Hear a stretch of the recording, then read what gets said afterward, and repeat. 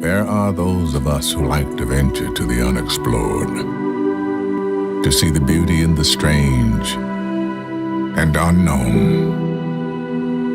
Those of us who go out there with a sense of wonder. It's the magic of risking everything for a dream that nobody sees but you.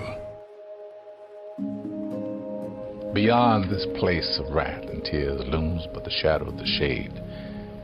Yet the menace of the years finds and shall find me, unafraid. God, it matters not how straight the gate, how punishment charged the scroll. I am the master of my fate. I am the captain of my soul. I have to remind myself that some birds aren't meant to be caged. Their feathers are just too bright. And when they fly away, the part of you that knows it was a sin to lock them up does rejoice. Let me tell you about a voice. The one that whispers. It tells me what's right and what's not, when to leave and where to go. It's not Shakespeare. It does not speak in memorable lines. My inner voice always gives it to me straight. Tells me who my real friends are. When to say yes, when to say no. Whether the person sitting next to me is the one I'll be spending the rest of my life with.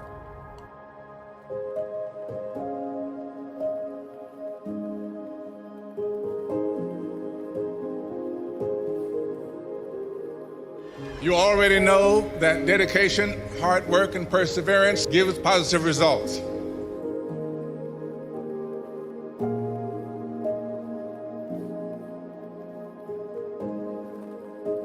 Let your instincts guide you.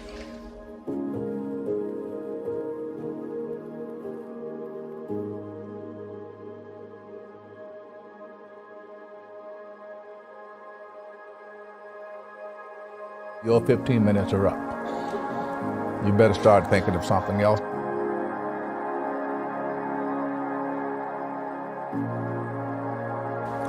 What else to do?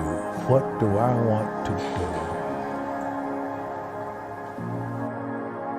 I was picked a day that I was going to go to the Taxi and Limousine Commission to try and get my license. And the day before I decided to go, I got a call from my agent. Paul Newman is casting, wants to see you. Getting a job is like having money in your pocket. If you got it, you can get it. Strangely enough, so this was in September. By October, I had a TV job, an off-Broadway show.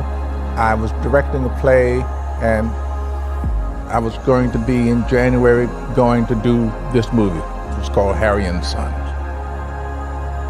Go figure.